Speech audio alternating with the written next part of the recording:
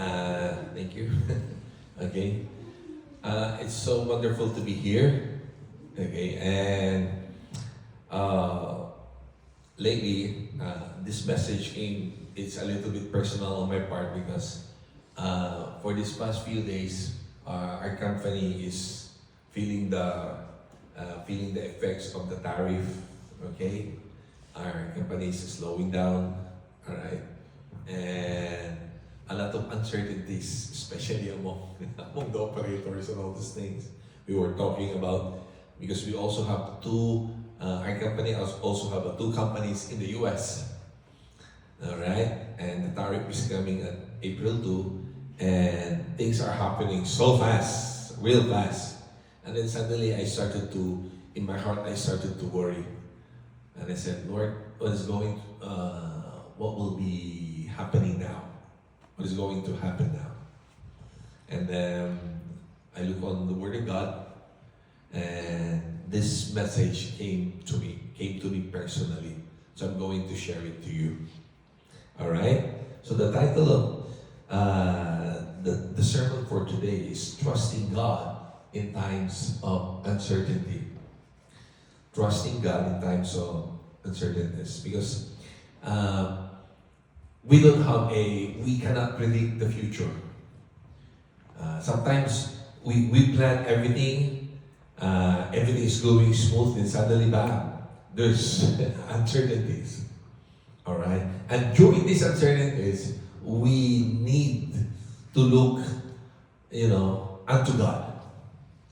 But the thing there is, it's easy to say trust God. But when you are there, there's a constant struggle. So today, I'm giving you some practical strategies how to trust God in a very practical way. Are you with me? Okay, so let's start by prayer. Father, we thank you now for this time as we feast on your word. Let your word be a lamp unto our feet and a light unto our path. Let your word nourishes us today, O God. That after this, we will be full of your word, O God. That your word will cause us always to fall in love with you always and always. And Lord, your word will cause us to trust you even more and to know you more. We give you glory and honor. In Jesus' name we pray. Amen. Amen. Shall we give a little clap offering? Amen. Wow. I'm glad that you are here. Tell the person on your right, I'm glad that you are here. All right.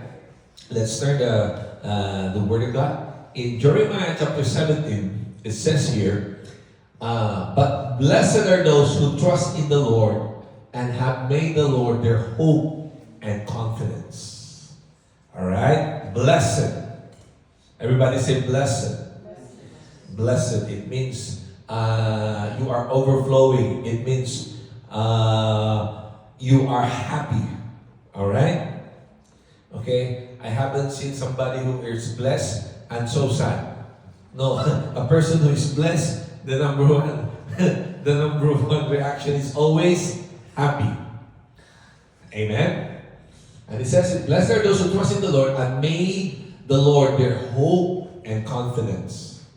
You see? Hope and confidence. Verse 8, they are like trees planted along a riverbank with roots that reach deep into the water.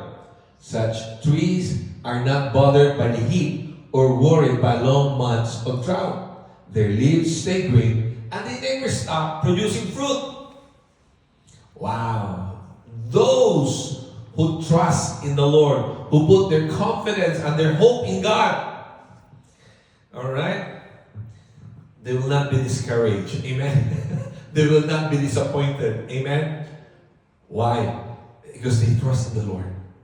Not on their companies, not on men, but they trust on God. Okay. Now, this is very important for you to understand that when God spoke this to Jeremiah, okay, Jeremiah was what happened? The story about Jeremiah is he's a prophet against all other false prophets. So he is the only one who is standing Okay? He is against all, again, he's not even the minority. He's just one. And everyone is against him. But there's only one person who stood with Jeremiah, and that is God. And when Jeremiah was speaking this, he know what's going to happen. That Judah and Israel will be conquered by the Babylonians. And yet, this word was spoken to him and said, trust in the Lord. Do not trust on your strength. Do not trust on men. Trust on God. Because things are not going to be as smooth as it is. It's not smooth sailing. Are you with me? But trust in the Lord. Okay? Even though there will be struggles, there will be problems, there will be sufferings, trust in the Lord. It's easy to trust in the Lord when everything is going all right.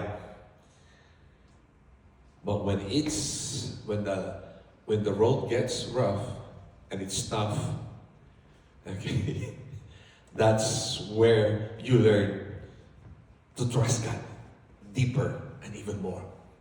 Are you with me? Okay? That's why Jeremiah, when he spoke this, it was not easy to say this. Because they will be going to a very tough time in their season.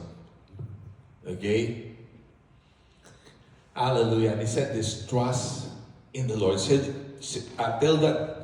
Tell that on your right and on your left, tell them, trust in the Lord. Okay, trust in the Lord with your future. Trust in the Lord with your plans. Trust in the Lord with your ambitions, your dreams. Trust in the Lord. And here's another verse. In Psalm chapter 1, it's almost the same verse. And this is what he says. Blessed again, They use the word again, blessed. Blessed is the one who does not walk in step with the wicked, or stand in the way that sinners take, or sit in the company of mockers, but whose delight is in the law of the Lord, and who meditates on his law day and night. Verse 3, the same word, it's the same concept. The person is like a tree planted by the streams of water, which yield its fruits in season, and whose leaf does not wither. Whatever they do, prosper. Whatever they do, prosper. The secret is trust in the word of the Lord. So trusting God is trusting His word. Are you with me? Because God's word and God is one.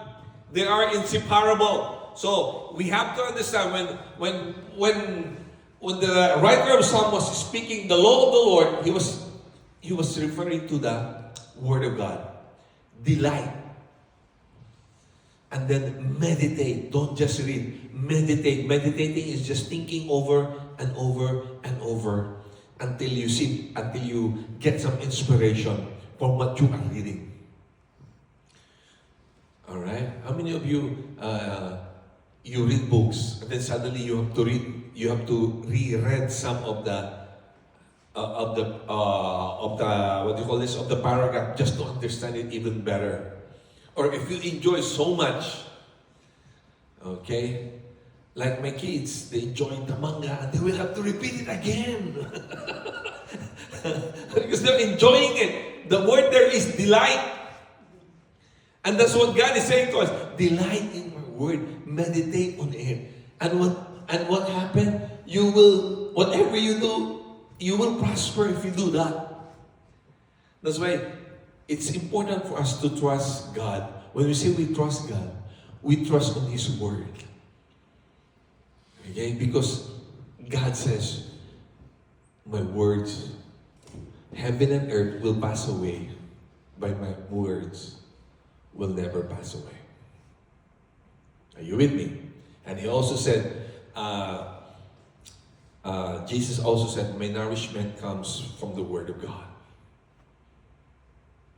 So the Word is very important. Okay? Now, I'll give you a practical strategies. Okay? Are you ready for this? I'll give you 5 strategies. Trusting God is also trusting His Word. Here are some practical strategies that we can do. Strategy number 1, spend time. Spend time with the Word. Okay? You see, when you trust God, you hold on to His Word. To God's Word.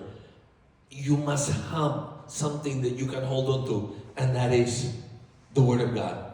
Spending time means trust is developed by giving your time. When you give time with the Word of God, by reading it, meditating it, then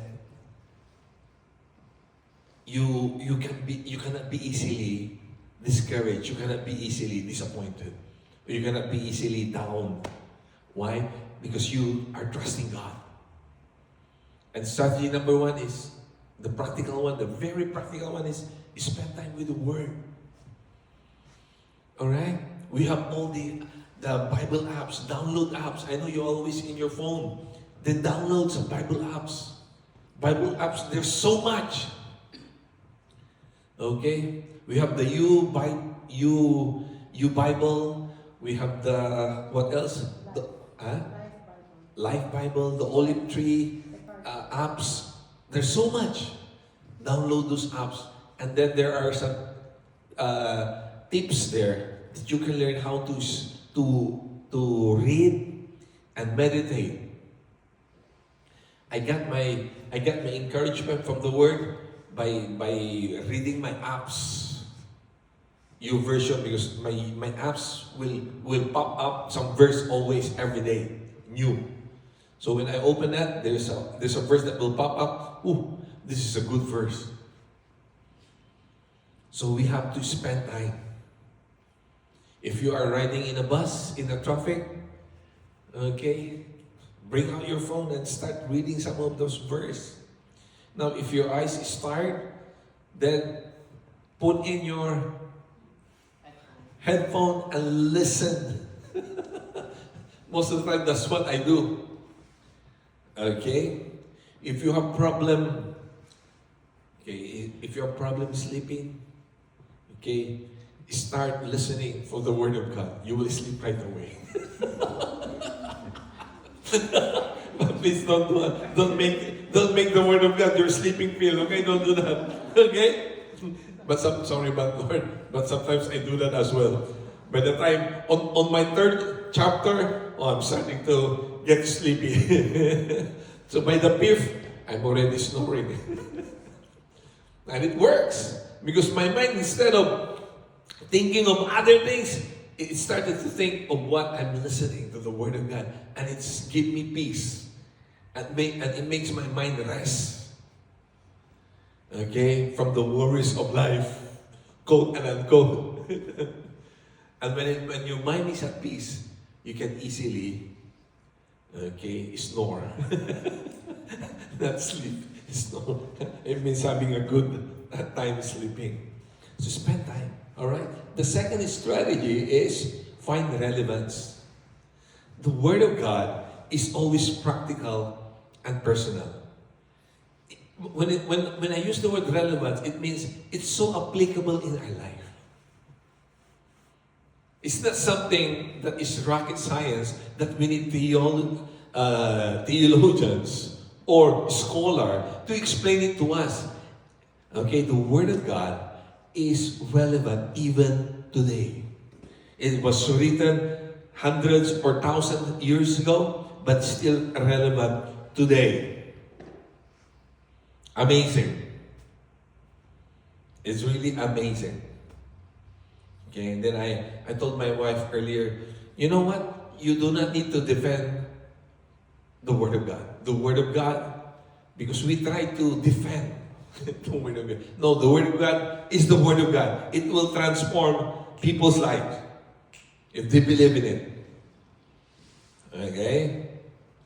You do not need to defend it. You just need to share it and read it, and you will see the difference. So, find relevance. Strategy number 3 helps you unlearn. The Word of God helps you unlearn. What do I mean? This is what I mean. Sometimes we form bad habits in life which were driven by wrong belief. Okay, now the Word of God will challenge your belief system. Okay, so what the Word of God does to you, it's, you started to unlearn things that you start believing, which is not actually right. Which is actually, sometimes it's wrong, it's against. Now, what the Word of God does to you, when you spend time with it, it started to align you with the Word. Because the Word of God always gives life.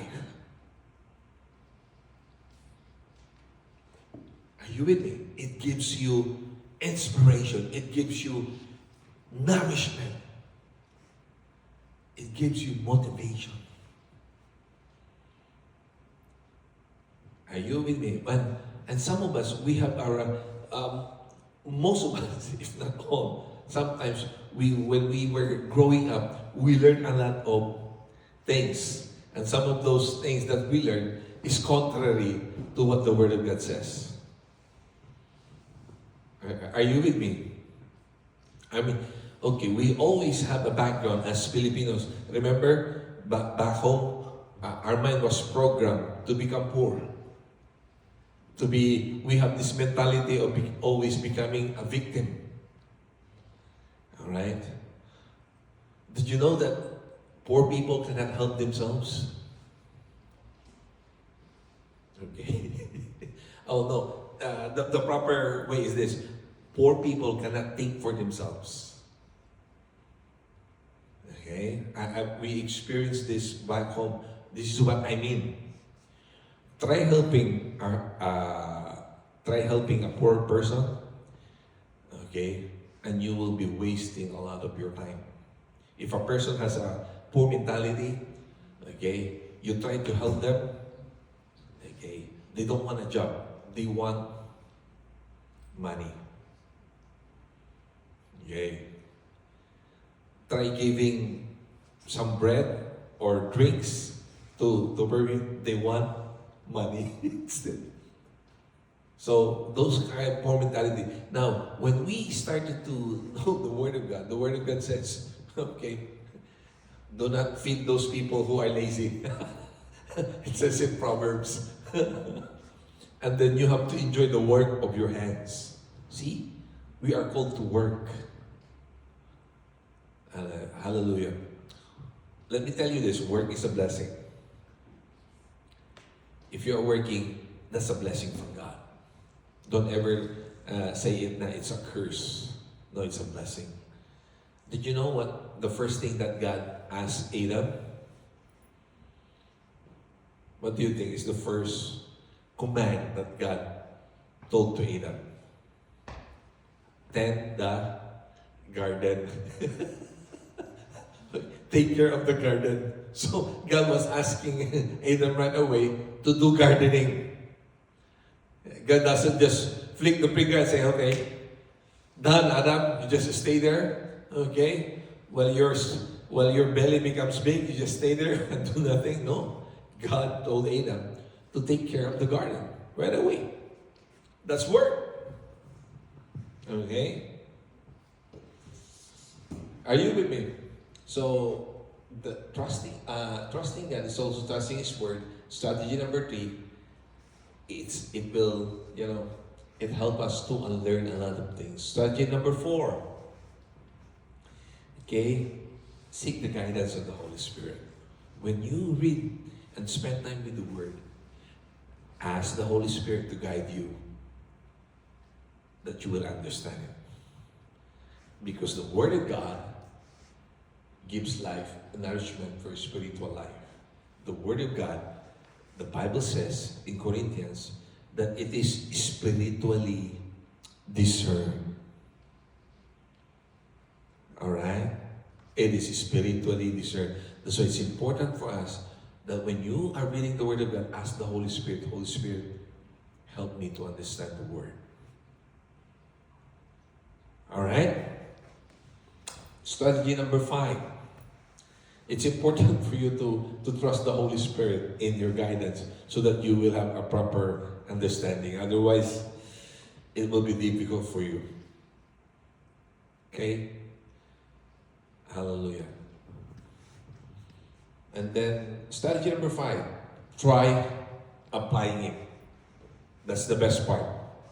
Try applying it. Do what it says. When it says love, love. When it says give, give. When it says forgive, forgive. When it says, what else? The command that says, when it says love your neighbor, love your neighbor. When it says love your wife, love your wife. When it says respect your husband, respect your husband. Okay? If you do what it says, okay, then you will experience the Word of God. You just don't read it, but you experience it. Tell the person on your right, and say, you don't just read it, but you experience it. All right? And that when you experience that, then that's the moment you apply it. Are you with me? And the last one, in the strategy, so that you will develop trusting God, is strategy number 6. Everybody read it? Yes. When you experience, you share. Because people will listen to personal experiences. People get inspired by stories, especially the personal ones.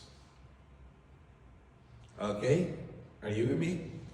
That's why when we experience the Word of God, when we share it, people will listen because it's authentic. Experience it. People will not listen if you're pretending. Okay? Who among you here love watching movies? I mean, I like watching.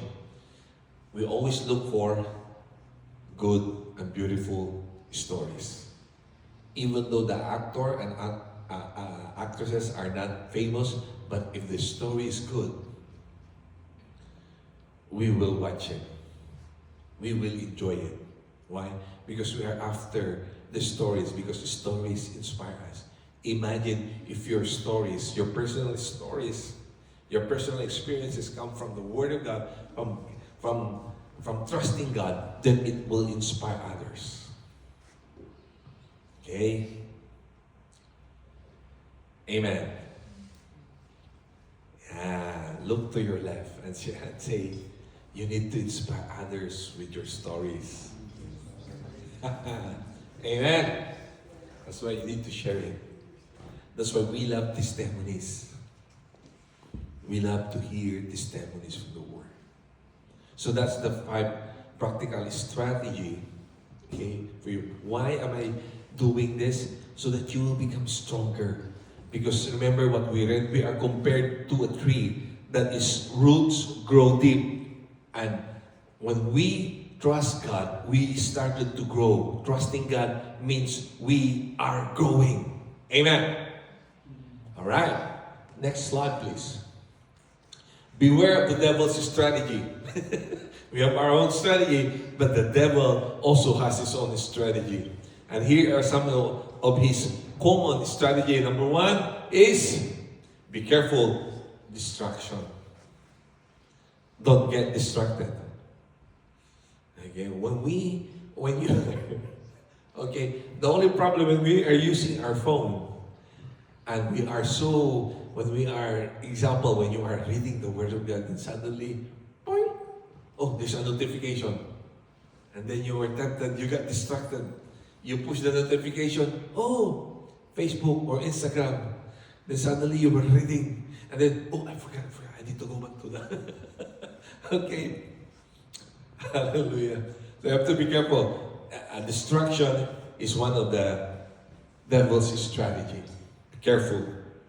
The next step of the devil's strategy is doubt, lies, and deception. Since we have in our hand, we can scroll the whole world in our hand. It gives us so much information. The problem is, there's so much lies as well. I remember I was watching YouTube, and my son Cabris and Eldon was laughing at me because I was so engrossed in watching. I thought it was true. Daddy is so obvious it's an AI. Really? I don't know. Oh yeah, you're right. How come? Because they were interviewing Mahomes after being lost by Kansas. I said, and they were laughing at me. And I said, really? So I almost believe it. That's true. But actually, it's an AI. It was made fun by a fan. And the problem there is, it's easily to fall on the trap. I mean, that's why it's important for us to also have our own strategy, okay, to combat the strategy of the evil one. Because the moment we fall in the lies and deceits of the evil one, oh, you are in trouble, man. You're in trouble, my dear friends. And when you are in trouble, what will happen now? Next is, you will start to have discouragements. Okay? You will start to be easily discouraged. You will say, oh, because of the tariff, oh, our company will start to close. How am I going to pay my mortgage? Oh, what will happen to me now? So you will start to have all these thoughts. The thoughts of discouragement. Okay? Now to protect yourselves from that, do the strategies that I shared to you, so that you will boost your confidence, your hope in God, your trust in God, and to His Word. All right? And another strategy after discouragement comes the dangerous part: despair or depression. That's the dangerous situation now. When you start to have despair, okay, that's a dangerous situation to be with. You have to get out from that. Okay, and sometimes the strategy to get out from that is to have somebody tell you what the Word of God says. That's why it's important for us to share. Because when you share it, sometimes people get inspired. You are actually sometimes helping them to get out from their despair. Alright? Amen. That's what we are doing. Okay? Amen. And that's the key there, right there. When we soak ourselves, when we spend time with the Word of God, and when we ask the Holy Spirit for guidance, and when we are applying the Word of God, and we start to experience the Word of God, and we start to share it, people get inspired. And when they are inspired, I tell you this, you will help people from despair. Because this world, there's so much despair. There's so much despair. Yeah. Because of the things what's happening in the world. In the Philippines, it's so chaos right now. I stopped reading, what do you call this? Post in the Philippines, because it's about politics and it's too much. If you are not careful, you will start to hate the Philippines. You will start to hate people as well. And it's not good for you. Amen. So, you have to make a strategy for yourself. Amen. For that you will not go to despair. Because the moment you went to despair, it's so difficult to get you out of there. Amen. Hallelujah. Shall we give the Lord clap offering? So remember these things, okay? Now, I will share to you a story, and this is a very practical story. This is Jesus' story about the importance of the Word of God. Next slide, please. The relation of your heart and the Word. I like this part. The relation of your heart and your Word. Okay, tap the person on your right. It's getting personal. Okay, let's read what the Word of God. Okay, this is Jesus giving the parable of the sower. The sower means the person who plants the seed. And this is what it is. This is what it says. Verse 18. Now listen to the explanation of the parable about the farmer planting seeds. Verse 19, the seed that fell on the footpath represents those who hear the message about the kingdom and don't understand it. Then the evil one comes and snatches away the seed that was planted in their hearts. Okay, the seed, listen, the seed symbolizes the word of God that's being shared or that's being preached. Are you with me? Are you getting this? Now, the grounds is the heart. Are you with me? Are you getting this, huh? So the first one is the seed, is the word of God. Now, the seed doesn't change. What changed? Or what changes? It's the heart. It's actually how you receive it. What the Word of God says. Listen, it says here, the seed that fell on the footpath represents those who hear the message about the kingdom of God and don't understand it. Then the evil one comes and snatches away the seed that was planted in their hearts. Mind you, it was planted in their hearts. But it did not grow roots. So it was easily taken away. Remember, the seed is the Word of God. Okay? The heart is the ground where the seed will be planted. The first heart was the path where people walk. When you see a ground that people walk on, there are no growing weeds or any grass. Why? Because it's being trampled upon. And when you put seeds there, it will never grow. So what happened? Boom, the evil one, take it away. Next, in verse 20, the seed on the rocky soil, next, it falls on the seed falls on the rocky soil, represent those who hear the message and immediately receive it with joy. Yes! Wow! The sermon is so good today. Yes! Alright? But 21, but since they don't have deep roots, they don't last long. Are you with me? Okay? They fall away as soon as they have problems or are persecuted for believing God's word. Ouch! Okay, the seed, the word of God was snatched away from them because when problems come, they easily give up. They give in. So they did the seed, the word. Remember, the word doesn't change. What changed? What changed is it's the heart. The first one, the heart is a little bit hard because the seed was taken away. The next one, it was planted, but hey, persecution comes. Okay. They started to boom. So boom.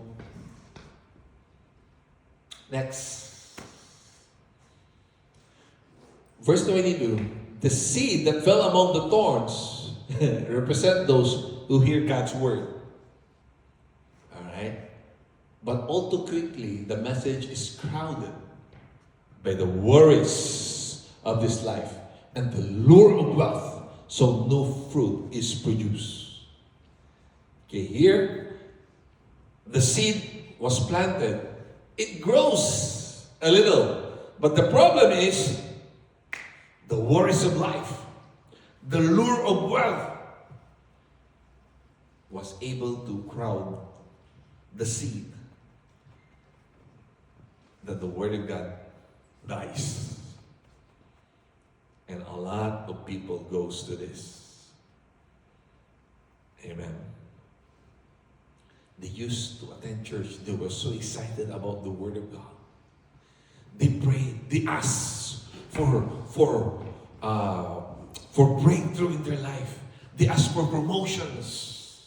When they have breakthrough, when they got promoted, they don't have any more time going to the church or studying the Word of God because they got promotion. This time they have more money. And they are easily discouraged, are easily down. Okay? Hallelujah. Remember, I'm sharing to you, I started to share to one brother. Okay? He received the word of God. He was so excited. The Lord promoted him. He has all the money in the world. Then suddenly, he started not to go to church. He doesn't spend time with the word of God. Then suddenly, he started to go to casino. All his money was gone. Boom. Nothing. Now he's going back to the word of God again. He's going back to God again. And then he started to call me or chat with me. Pastor, I'm so sorry. I failed you. I told him, it's not about me, it's you. I failed God. No, you didn't fail God. You failed yourself. I told him, it's you. You made a bad decision. And now he was asking, hey, Lord, I hope I will be given the fourth chance. Not second chance, huh? Fourth chance. Okay, I said, yeah. As long as you go back to God, God will give you. And guess what? God gave him a second chance. Fourth chance, sorry. Hopefully, this time, he will really be serious about his walk with the Lord. About trusting God and not trusting on money. Because it's dangerous when you started to trust on your money. Okay? Hallelujah. So that's verse 22. Be careful. The lure of wealth, the worries of life, okay, can kill the word of God in your heart. And of course, the last one, the good news is this. Verse 23, the seed that fell on good soil represents those who truly hear and understand God's word and produce a harvest of 30, 60, or even 100 times as much as have been planted.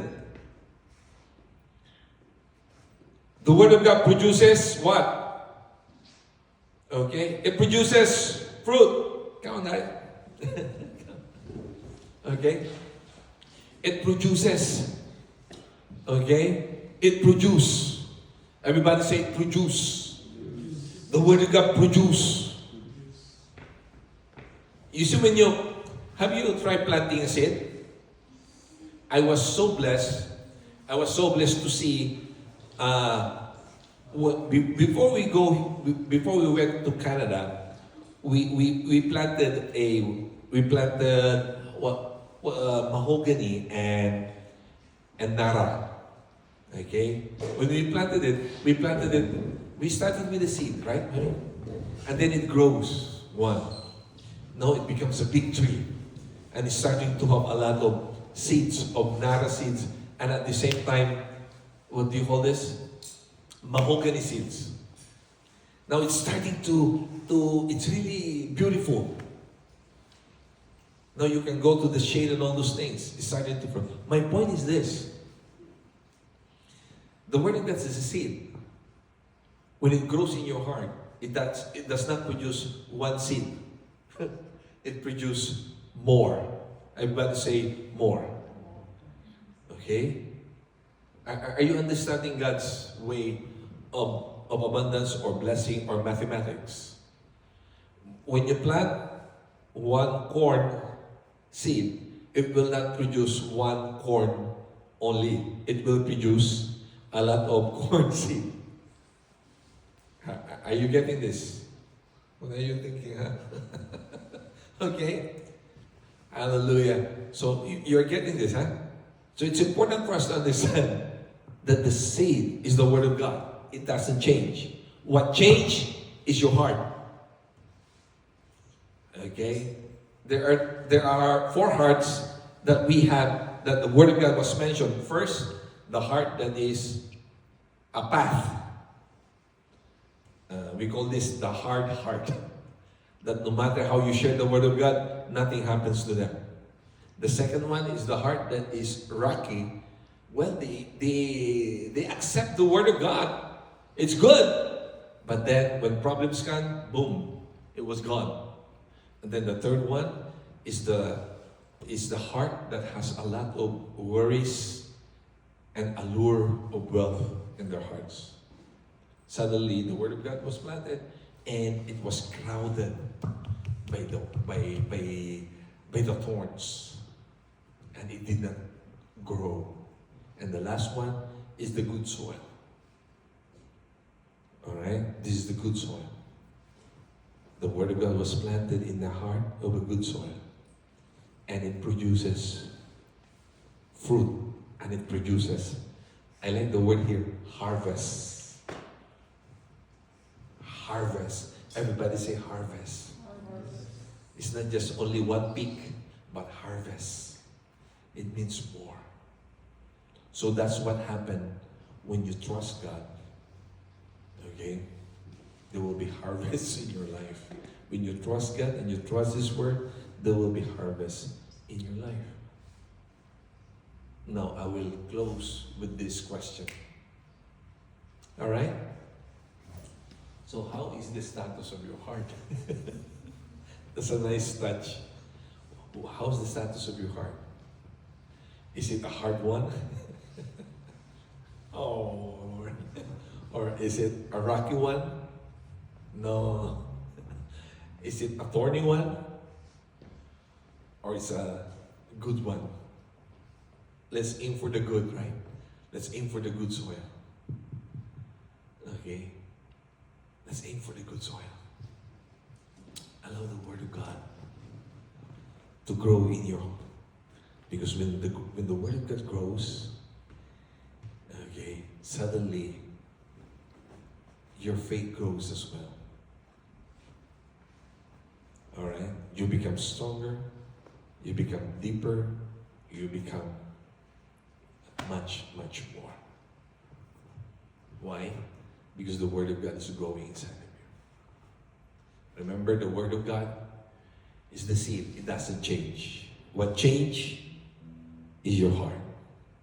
And I pray today that you have a good heart. That your heart is a good soil. That when you receive the Word of God, you will take it seriously. Amen. And remember the trust strategy. Is it a trust strategy? Yes, trust. Letter D is, let's go over it fast. Spend time. R is relevance. U is and learn. You did not get it, huh? S is seek the Holy Spirit. T is no. D is no, time is the first T. Second T is try. Try to apply. And then S is share. Okay, I give you this 5 practical study because there's I believe a lot of uncertainty will come along Canada. Comes April to it will take a toll on Canada. But you have nothing to fear if you trust on God. If you trust on His Word. Amen. Amen. Okay. If you read the whole verse in Jeremiah 17, you know what the Word of God says there? Even during famine, okay, God will bless you. You know the word famine? You haven't experienced the word famine. It means there's nothing to eat. We don't have a concept of famine because in Canada, we have a lot of things to eat. So, but the Bible says, even during times of famine, if you trust God, God will take care of you. Amen. Oh, I pray that as you receive God's Word today, may the Word of God grow deeply in your heart. Amen. Let's all stand. Thank you, Jesus. Hallelujah. Thank you, God. Thank you, Lord. Hallelujah. Hallelujah. Thank you, Jesus. So, now I will ask you, let's make it personal. What's the status of your heart? Okay. I use the word status because We always use that word status in Facebook or Instagram. So, what is the status of your heart? What's the status of my heart? I'm sharing this to you because before I share this, the status of my heart was, I'm starting to worry. Then the Lord started to lead me in this verse that says, why don't you trust on me? Trust on God. Do not trust on men. Do not trust on your company. Do not trust on money, but trust on me. Put your confidence, put your hope in me. This is what God is saying today. And if you receive that in your heart and let it grow deep in your heart, let it grow, let the roots spread out in your heart. What the Word of God is saying, then you have nothing to fear. You have nothing to fear. The future is bright because God, we can trust on God. We can trust on His Word. Lord, we come to you today. Let's pray. Father, we come to you today. Forgive us, Lord, for worrying, Lord. Lord, help us to focus our eyes on you. Lord, help us not to be distracted, Lord. Help us to always be focused on you. And help us, Holy Spirit, I ask you to give us a love for you, for the Word, Lord. Lord, make us to delight in the Word of God today, Lord, so that we will learn to trust you even more every day of our life. That we will not be so focused on wealth, but we will be focused on you, God. Because, Lord, all good and perfect gifts come from you, God. And if we seek you first, all things will be added unto us, Lord God. Amen. Thank you, God. Thank you, Jesus. Lord, I pray for my brothers and sisters right now, whatever they are going through in life. I pray that you give them the wisdom, the guidance, the enlightenment to do what they need to do, oh God, in life. Thank you. Thank you for your word today, Lord. In Jesus' name we pray. Amen. Amen. Amen. Hallelujah. Tell to 3 people and say, trust God and trust His word. Amen. Amen. Hallelujah.